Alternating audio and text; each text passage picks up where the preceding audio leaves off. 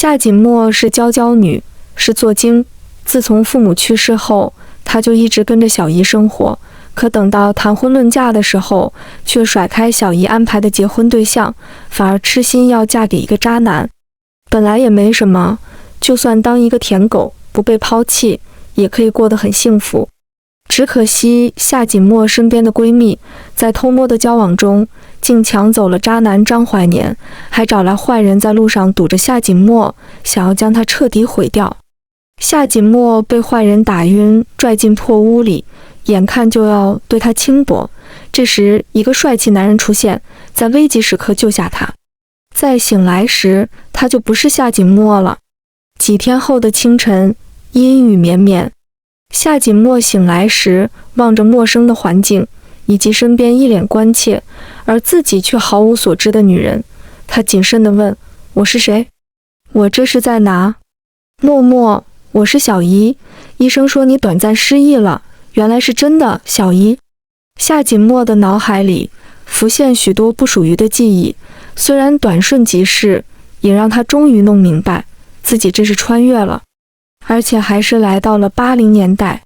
他眼泪汪汪地扑进小姨怀里，抽泣地说：“小姨，我终于醒了，以后再不会犯傻。既然老天让他来到这里，代替原主活下去，那自己就该做一些事来惩罚那些伤害过原主的人。默默，听说你病了，小鹿来看你，要不我让他改天再来。知道外甥女不喜欢陆一婷，这才刚醒来，怕刺激到她，所以想着让他们改天再见。小姨，我去见见她。”夏锦墨不知为何，本能地想见陆一婷。当他走到院子，看着站在面前的男人，小麦色帅气的俊脸，挺拔的身材，以及淡定稳重的气质，让他一眼就看呆了。“夏锦墨，你还好吗？”他声音低缓地问。他点头：“我挺好的。我知道你不想见到我，知道你一直昏迷，我就想来看看你。现在看你很好，那我先走了。”陆一婷转身想走，却被他扯住衣角。“陆一婷，你要不要娶我？你是认真的？”他一脸惊讶地问。他眼眶微红的点头，若自己没记错的话，眼前男人当过兵，有着正式的工作，而且帅气稳重，是最适合自己的男人。更重要的是，陆一婷救过自己，嫁给他自己不亏。可你喜欢张怀年，那都是过去的事，现在我只想跟你在一起，你别误会，不是找你当接盘侠，我身心健康，没有不良嗜好，而且还是医学院的学生。那你愿意吗？”陆一婷微顿几秒，才点头：“我听你的。”“那好，今中午在家吃饭，我们商议结婚的事。”好，1周后，夏锦墨和陆一婷领了结婚证，两人算是闪婚，连婚房都没准备，彼此还是各住各的，就让小姨有些着急了。“默默，你表哥在城里上班，你的那个房子可以给你表哥住吗？”“刑事行。那我住哪里？”他在思考着是否去住校，就听小姨说：“默默，你跟小陆已经结婚，不如你搬去他家住。”“那我问问他。”问过之后，陆一婷骑车来接他，去镇上的房子住了。他站在小院前，望着干净整洁的院子，竟有些期待了。“陆一婷，谢谢你收留我，那我住哪个房间？”一提到这里，陆一婷脸颊一红，但还是指了指客厅旁边的卧室：“这是主卧，里面我都收拾好了，你要是还缺东西，我现在去给你买。”“陆一婷，我饿了。”“那我去做饭。”陆一婷曾经当过半年的炊事兵，所以炒菜做饭十分娴熟。不仅如此，在吃午饭时，她还特意包的水饺，俗语称水饺就菜越吃越有。而夏锦墨酷爱吃水饺，不多会儿就被他吃完一盘饺子，心满意足的一笑：“真好吃，你喜欢吃，我以后经常给你包饺子。”他脸颊又红了，望着纯情的男人，夏锦墨竟主动地凑近，笑盈盈地盯着他说：“陆一婷，你比张怀年好千倍万倍，以后我会对你好的。”他点头，看不出兴奋来，但眼神里的柔情让夏锦墨相当满意。虽然是闪婚，但他心里确定一定能跟陆一婷相处融洽的，因为帅气又厨艺好的男人是他择偶的目标。在现代的时候，22岁他就肺癌去世，现在竟能遇到真命天子，这个与自己同名同姓的原主，还真是命好。只可惜因渣男背叛，就失去生的信念，那就让自己替他活一次，不管未来如何，最起码现在是快乐的，那就够了。听说你还有半年才毕业。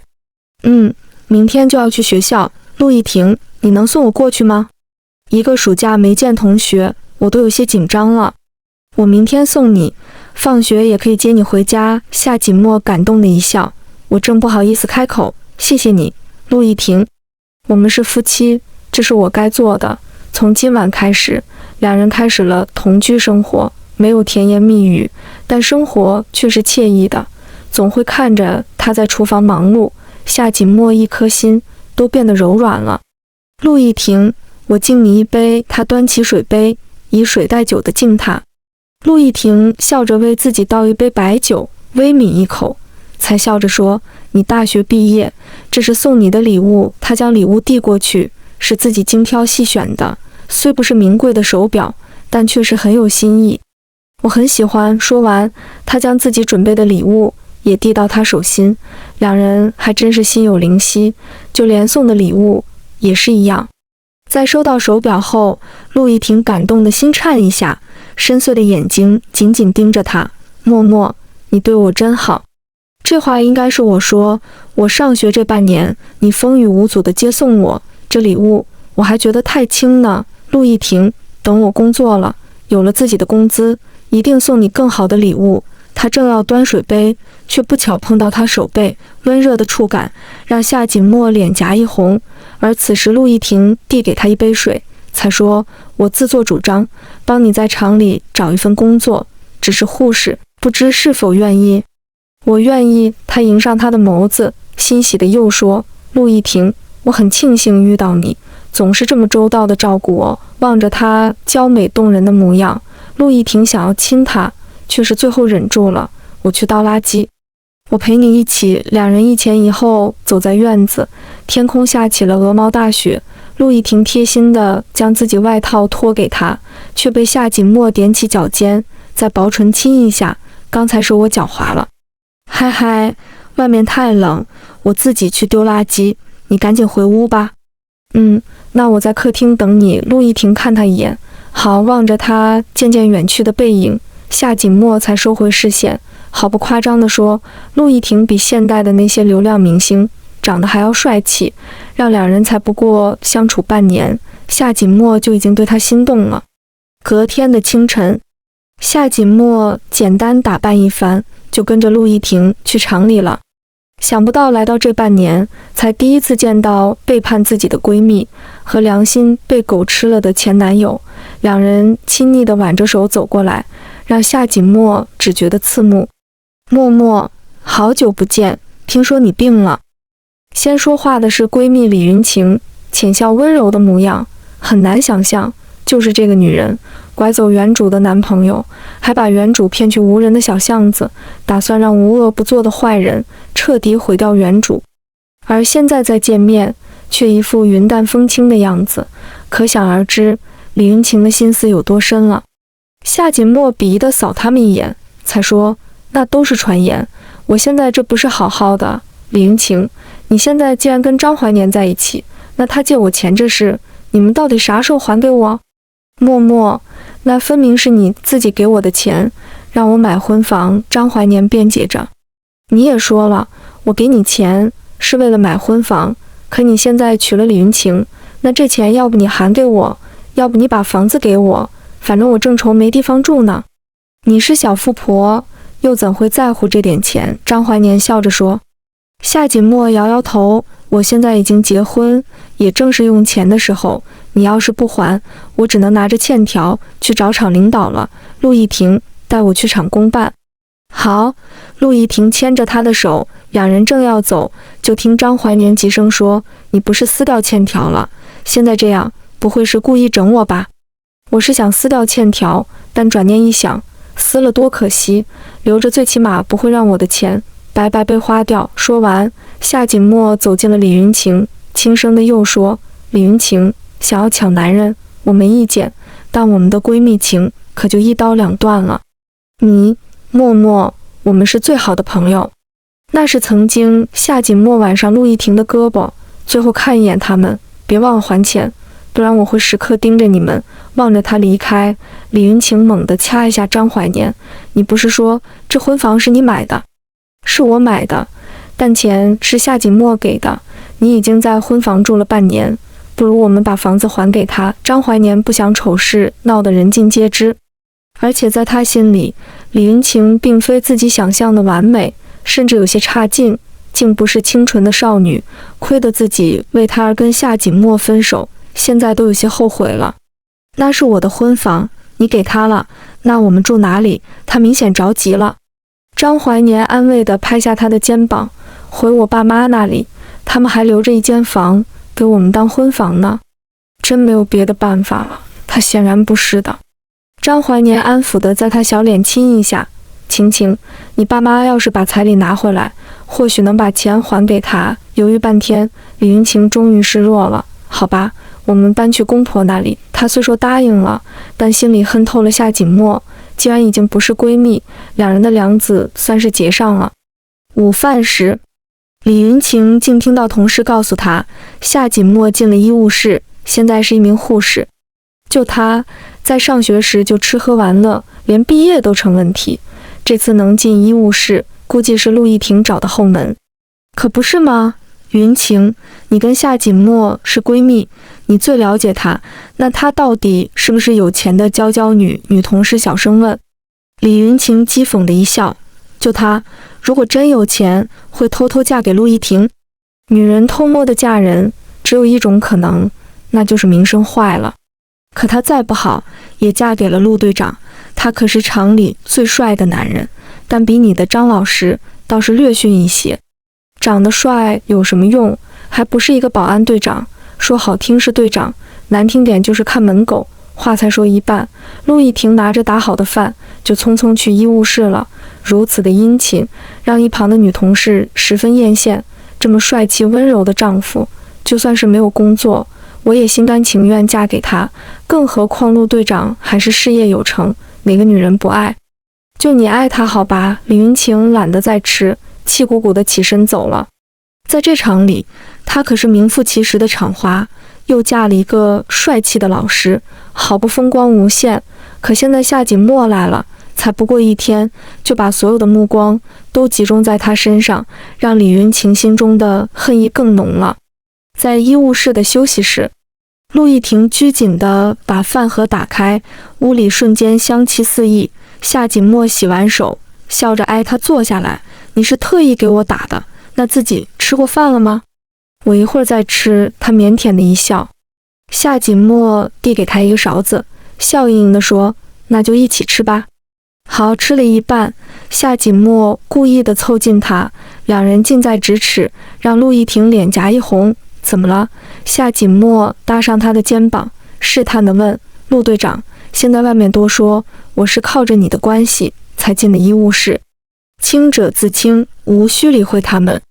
我也这么想的，不过他们还说我们看起来不正常，不像正常的夫妻，太冷漠了。陆亦婷轻咳一声，他本想安慰他的，却被夏锦墨突然凑到脸前，微碰一下鼻尖，才笑着说，陆队长，医务室的小张护士，还有车间化验室的刘姐，还有许多的女人，好像都在暗恋你。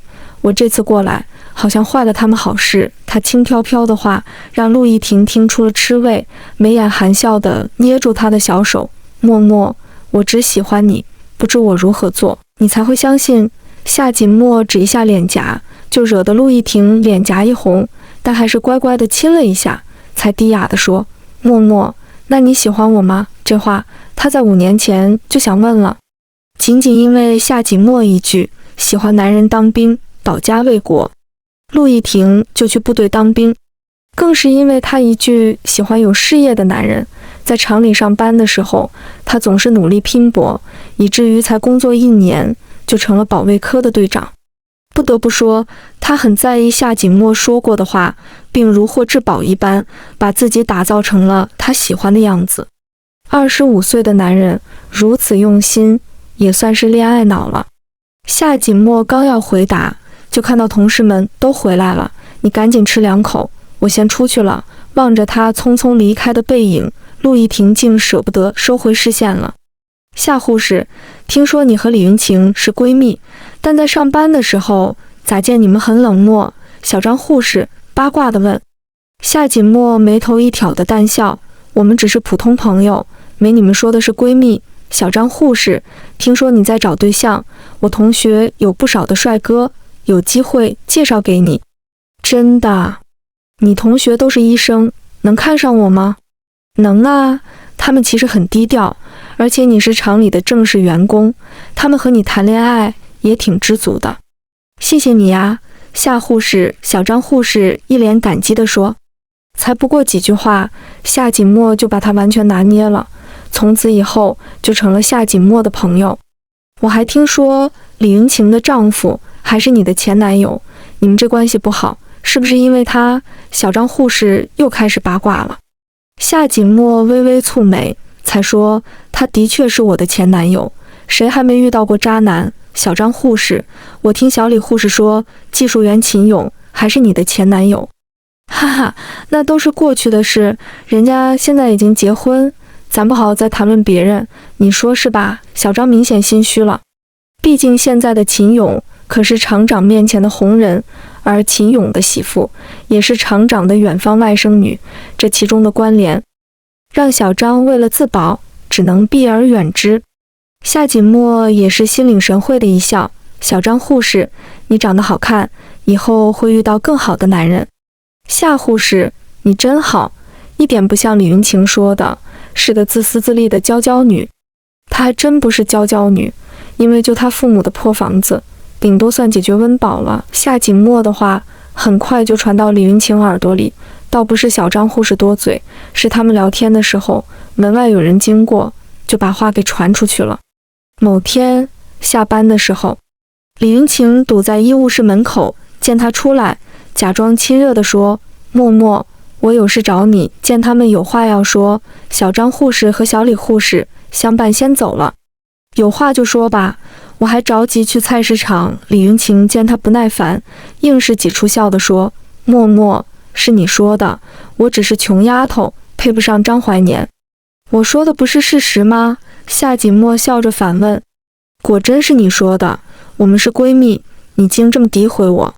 说清楚了，只是曾经的闺蜜，而且你之前抢我男朋友，让他骗走我的钱，你不来我还忘了呢，你们打算啥时候还钱？这话对得李云晴急头白脸的。默默，我和怀年已经在搬家了，下周一就能把房子钥匙还给你，不过那欠条，一手交钥匙，一手给你欠条。李云晴，你还有事吗？没了，嘿嘿。夏锦墨冷笑地看他一眼，李云晴，你不是我的对手，就少在我面前晃荡。望着他离开的倩影，李云晴心里的恨意变得更深了。在厂里上班的半月后，夏锦墨正在值班，一个女人脸色惨白的被几人扶着走进医务室。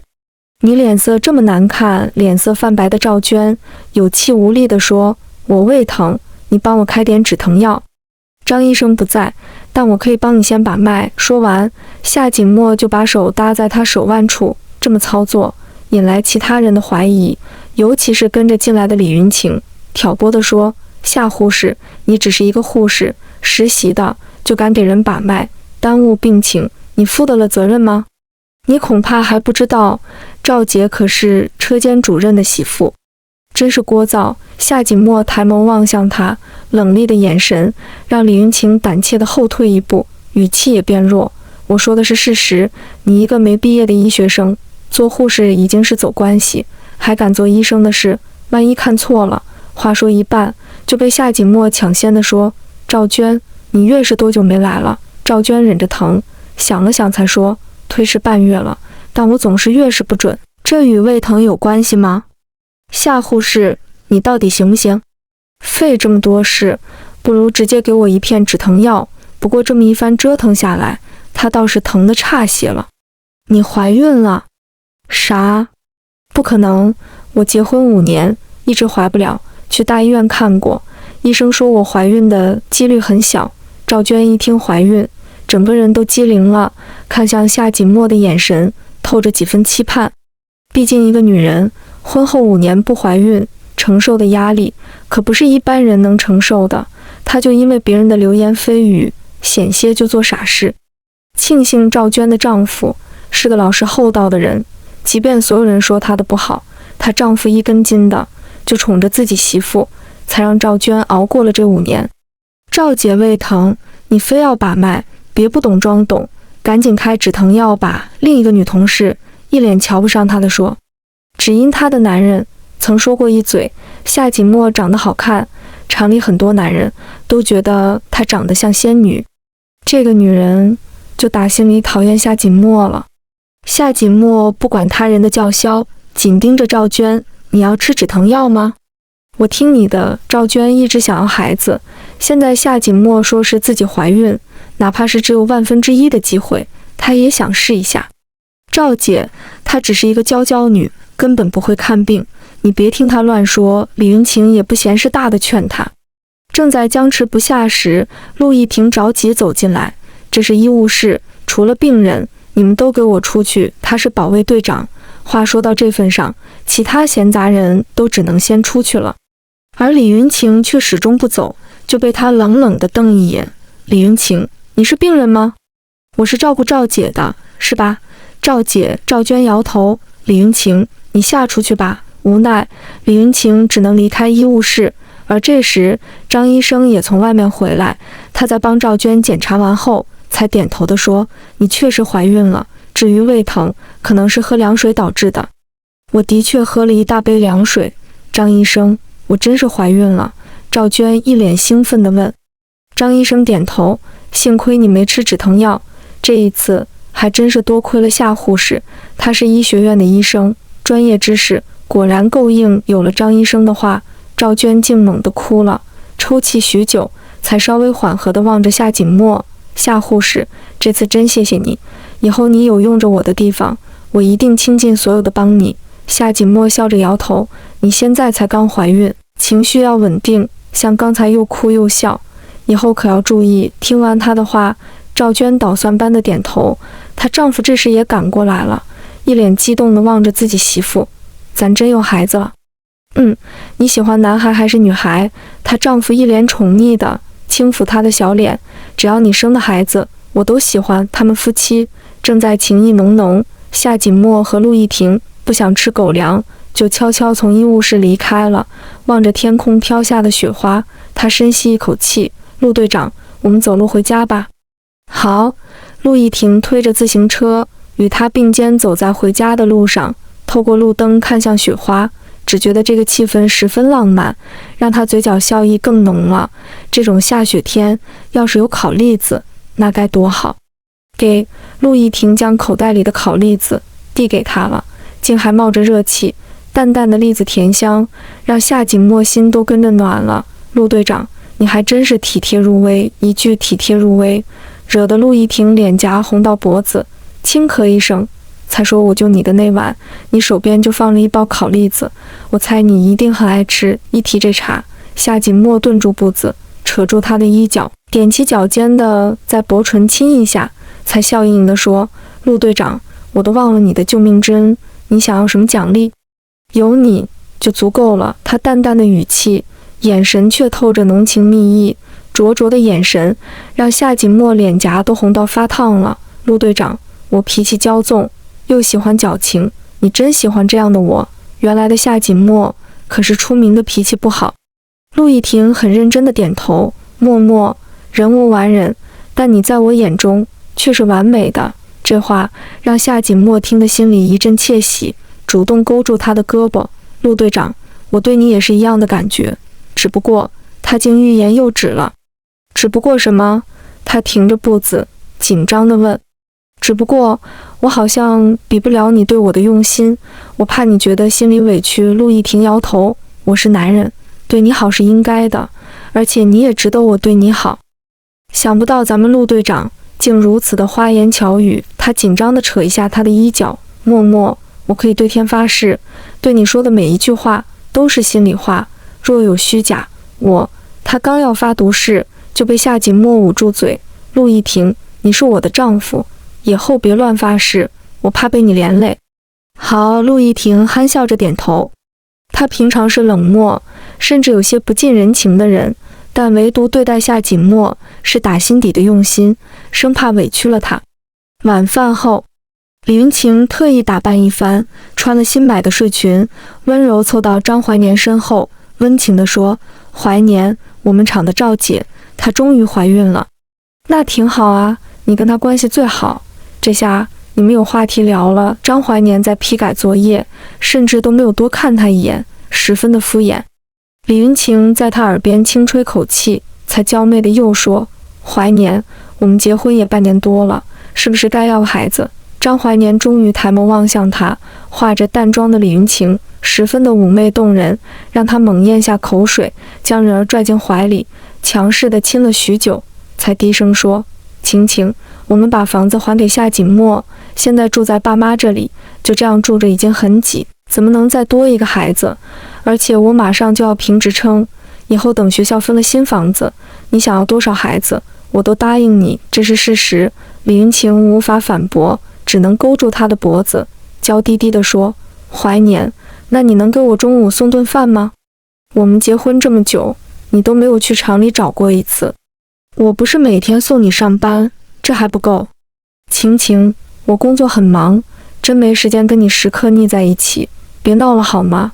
张怀年已经被他聊得眼神炙热了，低头探向衣领深处，而李云晴也被他吻得心乱如麻，只能被动的迎合。很快两人就沉沦在这份爱里了。就算张怀年没有答应她，但自己老公是人民教师，公婆也是有正式工作的，就冲这些已经足够让她觉得高人一等，也就不再执拗送不送饭这种小事了。就这样，日子又风平浪静地过1个多月。厂里的技术员小高最近几天总是能偶遇夏锦墨，虽然两人没有交流，但望着她绝美的倩影，就够让他心里痒痒的了。趁着午饭的机会，技术员小高故意的坐在夏锦墨对面，和赵娟正好坐一排。他的突然出现让赵娟眉头一挑的笑笑：哟，高技术员，你通常都是独来独往，今个怎么坐这边来了？他的调侃惹得小高脸颊一烫：我是随便坐的。赵姐，你吃红烧肉吗？我多打了一份。赵娟最爱吃肉，一听有红烧肉，立马兴奋起来，低头专心地吃肉了。而这时小高才笑着说：夏护士，你才刚来不久，有啥事都可以找我，我是说工作上的难题。行，夏锦墨觉得没必要刻意撇清，只是普通同事而已。可这一幕让李云晴看到，心里顿时有了算计。几天后，又是一个午饭的时候，夏锦墨和赵娟在吃饭，一个胖乎乎的女人就朝他们气呼呼地走来，不由分说就将一碗汤直接倒在夏锦墨的头上。这一幕让周围的同事都吓呆了。原来这个女人就是小高的媳妇，听说是一个有仇必报的火爆脾气。你这是干嘛？赵娟一边帮着擦脸，一边低声质问。跟你没关系，闪一边去。女人还想纠缠夏锦墨，却被他抬手倒一杯水。他们俩现在谁也不比谁狼狈。你勾搭我老公，还动手打我，看我不打死你！胖女人彻底被激怒，正要上手撕扯人，竟被赶来的陆一婷将夏锦墨护在身后，冷厉地瞪女人一眼。这是厂里，有矛盾回家找自己男人，别在这闹事。陆队长，你是要偏袒这个女人了？也对，她是你媳妇，你最要紧她了。可你知道吗？她竟然勾搭我老公，也就是高技术员，这事你打算怎么处理？你说的是，只是你自己认为的。陆一婷冷冷地对他，是他告诉我，我男人在厂里有相好的。女人指着李云晴，却遭来陆一婷的皱眉。他说的没错，不过你找错人了，跟你男人相好的另有其人。你要是想知道，我可以把那些人都告诉你，不止一个。女人算是听到重点了。陆一婷点头，你要是信得过我，可以去帮办公室找我，但你要想伤害他，我第一个不饶你。你不会诓我吧？女人总觉得被绕进去了。陆亦婷微顿一下，才说：“那你就去找厂长闹，看看你能占到什么便宜。因为除了我，没人敢管你的事。行吧，我就信你一次。”女人收起怒气，转身离开了。而一旁的李云晴也不知何时逃得无影无踪。也对，事情是他挑起来的，现在尘埃落定，李云晴自然不敢处在这里了。你没事吧？陆亦婷领着夏锦墨回自己办公室，用毛巾帮他擦去头上的污渍，满眼尽是心疼。他心里发誓，再不会让别人伤害夏锦墨了。我还好。夏锦墨释然的一笑，这就更让他心疼了，拉住他的小手：“默默，我的战友在医院上班，他告诉我一个小道消息，医院正在招医生，你不如去试一试。你知道晚了，我早就让表哥给我递交材料，估计下月初就有结果。不过我若是走了，咱俩就不能一起上下班了。”他微微叹口气。但晚上就能见到了，有心就不怕隔得远。陆亦婷温柔的用手抚上他的小脸，却被夏锦墨发现他手背竟流血了。问过才知是急着来帮他，而不小心割伤手了，只不过一心在意他，所以并不觉得疼。疼吗？他柔声问。陆亦婷摇头：“我是男人，这都是小伤。可我心疼。”夏锦墨在伤口轻吹口气，满眼的心疼让陆亦婷嘴角上扬了。能够与心爱的女人相知相守在一起，他觉得自己这辈子值了。跟我去医务室，我帮你处理伤口。真的不用。夏锦墨紧盯着他，犹豫片刻，才说：“那你跟我回家，我有东西要给你。”说完，两人就请假先回家了。到家，夏锦墨从箱子里取出一套西装，这是结婚时小姨送给他的新婚礼物，一直没有机会，现在可以送给陆亦婷了。西装，是小姨送给我们的，只可惜结婚的时候正好是夏天，所以这套西装没有派上用场。不过现在穿上它去吃晚饭正合适。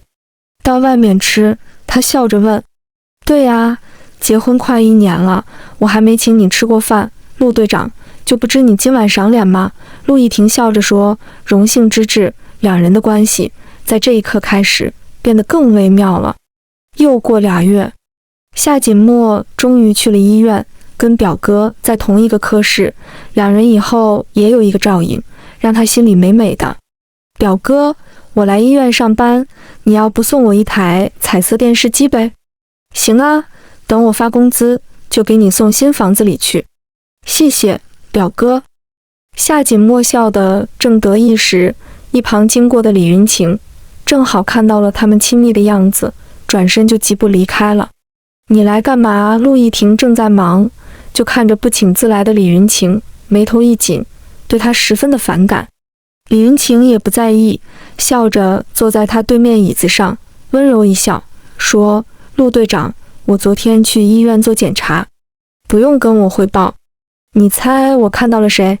没兴趣知道。李云晴也不恼，笑着又说：“我见到在医院上班的夏锦墨，你竟然给他找关系，让他当上医生。陆队长，你就不怕他哪天抛弃你？”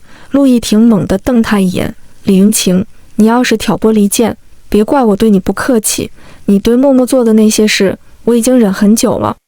人无完人，你做的那些事，我一个当保卫科队长的，比谁都清楚。陆亦婷，我是在提醒你，你的老婆和一个男医生正关系亲密，你非但不感谢我，还对我威胁，这是哪门子道理？默默是靠自己能力当的医生，不允许你污蔑他。”李云晴见说不通，只能气鼓鼓地摔门走了。这是没过多久，李云晴在孕检的时候又听到一些闲言碎语，让她更确定了夏锦墨能够当医生全是靠的关系。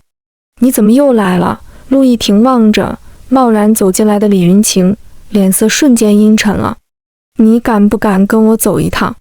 我正在忙，没工夫陪你胡闹。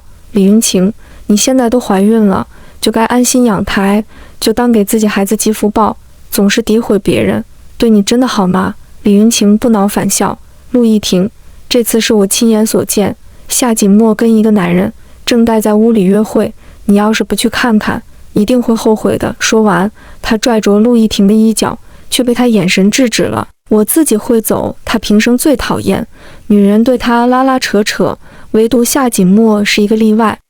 院长的办公室，夏锦墨正在跟小姨夫聊天，就被猛地推开门，望着走进来的李云晴和陆亦婷，他眉头一紧：“你们怎么来了？”陆亦婷为难地开口：“我来接你下班。”“我马上就好。”他笑着挽上陆亦婷的胳膊，两人亲昵的一笑，让李云晴没眼看的皱眉。“陆亦婷，你就是没骨气，是不是怕被甩？我跟你说吧，他就算当上医生，也是靠着裙带关系，眼前的老男人就是他的靠山。”夏锦墨的小姨夫脸色一冷：“你说我是他的靠山，这话不假，不过你好像弄错一件事。”连他自己都承认了。“陆亦婷，你不该问问清楚吗？”陆亦婷反倒一脸痴痴的望着夏锦墨，默默做的事我都相信他。真是恋爱脑，花痴，给男人丢尽脸面。李云晴气的脸都白了，而夏锦墨却笑着走近他：“李云晴，在以前的5年，你一直哄着我，让我当一个娇娇女，整天想着玩乐，不光把学业废了，连自己男朋友也弄丢了。幸好我后来遇到陆亦婷，不然在巷子里的那个晚上，你找的接混子就会彻底毁了我。”“夏锦墨，你别含血喷人，不管是不是你做的，我根本不在乎你是否承认，我想要整的人，随时都可以整，是吧？”陆队长陆亦婷笑着点头，看他眼神透着柔情，让夏锦墨脸颊一烫了。李云晴丝毫没意识到自己已经被算计了，他兴冲冲地来抓人，却并不知道自己的那些破事已经被一封匿名信交给了厂长，同时关于他和几个男同事的事以及事实证据已经都到了张怀年的手中。李云晴这次算是真的完了。“夏锦墨，你到底什么意思？”他察觉到一丝恐惧了。陆亦婷抢过了话：“李云晴，我已经警告你一次，你要是再伤害默默，我就让你的那些事统统被公之于众。现在厂里对你的处分，以及你丈夫那里，都等着你回去面对呢。”“这不可能！”李云晴瞬间慌了。夏锦墨的小姨夫这时也开口：“我是医院的院长，但也是默默的小姨夫，而你之前见到的男医生是默默的亲表哥，所以你把一切都搞错了。”“你们在骗我！”李云晴眼睛瞪得很大，一副不相信的神色。还是夏锦墨打破了宁静：“李云晴，你还是先回家吧，再晚一步，张怀年就该将你的东西都丢出门外了。”被他一提醒，李云晴匆匆骑车回家了。刚到家门，就看到公婆铁青着脸，而张怀年也没好哪去，轻咳一声：“跟我进屋。”两人回了屋。张怀年把几张照片丢在他身上，还有他写给男人的信也都被丢在桌上了。望着铁证如山的东西，李云晴挤出笑的想要扯住他的胳膊，竟被嫌弃的甩开。“李云晴，我跟你在一起，床上的落红是你伪造的吧？”他百口莫辩。见李云晴沉默，张怀年直接气炸了：“我们离婚吧。”“怀年，你听我解释。”“我不想听你辩解。”“李云晴，我现在都怀疑你肚里的孩子是谁的。”他冷声地质问。“自然是你的，我只有你一个男人，而且为跟你在一起，我爸妈陪送电视机和收音机，这难道还不够吗？”张怀年眉头一挑，不屑地说：“如果我娶的是夏锦墨，他都可以送我一套房子，而且就他小姨家的实力，对我的工作仕途是有很大帮助的。而你亲手将这一切毁了。”李云晴肆意地笑了：“原来你早就算计着离婚。前不久学校传的你跟校长女儿关系密切，都是真的了。李云晴，我们好聚好散吧。至于你肚里的孩子，你想生就生，但我劝你不要生下来，因为我不会承认他的存在。而你工作都可能不保，多个孩子对你只能是累赘。”说完，张怀年把属于他的东西都丢在屋外了。再回来时，才嫌弃地说：“明天去民政局办离婚手续，我希望你不要迟到。”李云晴瘫坐在地上，只觉得一股热流从身体流出来，望一眼地上已经一片血红了。在一天之间，她不仅失去了工作，还失去了丈夫，更是失去她的孩子，人生悲苦，莫过于此了。几天后，李云晴办理完手续，刚从厂门口出来，就遇到来找陆亦婷的夏锦墨，两人四目对视，竟都沉默了。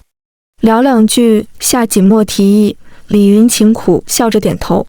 李云晴，你可知道，在过去的5年里，我还不算太蠢，没有全部都听你的，只知道吃喝玩乐，把学业给荒废了，最后拿到医学院的毕业证。你很聪明。夏锦墨摇头，是陆亦婷点醒我的。她在去当兵的前一天，特意来见我，告诉我不要全听你的，就算两人玩在一起，但学业不能丢，毕竟以后找工作有份像样的文凭，好过当个啃老族。我当时很不屑，但小姨他们带着我去义乌救助非洲儿童，才让我终于体会到当一个医生的美好和重要性。也就是从那开始，我想要成为一名医生，而不是嫁给一个好男人，做一辈子的附属品。夏锦墨，你赢了，我输得心服口服。李云晴苦涩一笑，他不仅输了，而且输得一塌糊涂。你确实输了，但我不会可怜你，你对我做的那些事，我永远也不会原谅你。李云晴释然的一笑，夏锦墨，我很羡慕你，一直都是，我忙碌这么久，到头来还是一场空，而你却越来越幸福了，真心希望你一直幸福。撂下一句话，他落寞地离开了。80年代正是改革开放的关键时刻，但陆亦婷所在的服装厂因为经营不善，正面临倒闭。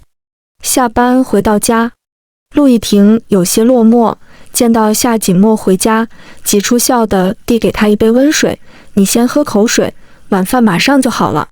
不着急吃饭，你坐下来，我有话跟你讲。两人挨着坐下来，夏锦墨递给他一本财经杂志。